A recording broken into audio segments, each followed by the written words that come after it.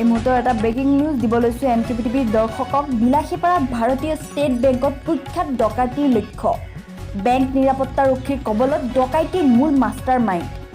আৰক্ষীয়ে মূল ডকাইত নীতিশ গোৱালাক আটক কৰিবলৈ সক্ষম হয় যদিও বাকী দুজন ডকাইত সঞ্জয় গোৱালা আৰু এলিছ গোৱালাক আৰক্ষীয়ে আটক কৰিব পৰা নাই। বৰ্তমান ডকাইত দুজনৰ পলাতক অৱস্থাত আছে।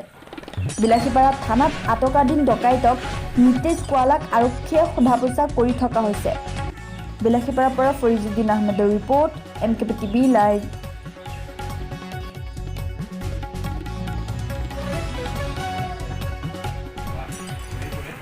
ঘূৰি ফুৰাৰ ফলত তেখেতৰ টকা ওলাব অহা মানুহৰ পৰা টকা পাৰিব খোজোঁতে পুলিচে কৰায়ত্ব কৰে। পুলিচে কৰায়ত্ব কৰি থানালৈ সোধ-পোছ কৰোঁতে ইতিমধ্যে আমি গম পাইছোঁ যে তেখেতলোক ইৰাণী গ্ৰুপৰ মানুহ হ'ব পাৰে আৰু বাহিৰৰ পৰা পশ্চিমবংগ বা বিহাৰ এনেকুৱা চাইডৰ পৰা আহি তেখেতলোকে বেংকৰ পৰা পইচা ওলোৱা মানুহৰ পৰা স্নেচিং কৰি কিনে লৈ যাব খোজে। বৰ্তমান যিজন মানুহ আমি কৰায়ত্ব কৰি কিনে লৈ আহিছোঁ তেখেতৰ লগত আৰু দুজন মানুহ আছিলে।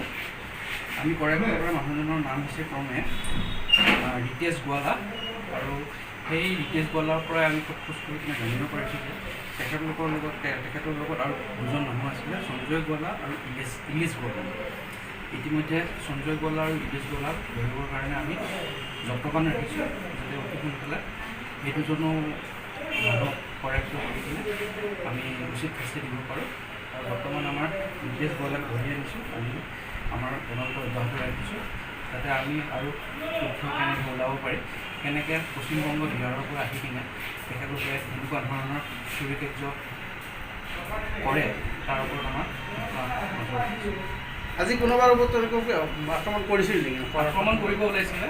আক্ৰমণ কৰিব ওলাওঁতে আমাৰ পুলিচৰ টীম এটা SBI বেংকৰ ফ্ৰণ্টতে প্ৰতিদিনে তাতে ডিউটিত থাকে। সেই ডিউটি দলে কৰায়ত্ব কৰি কিনে আমাক হেণ্ডঅভাৰ কৰি দিছে।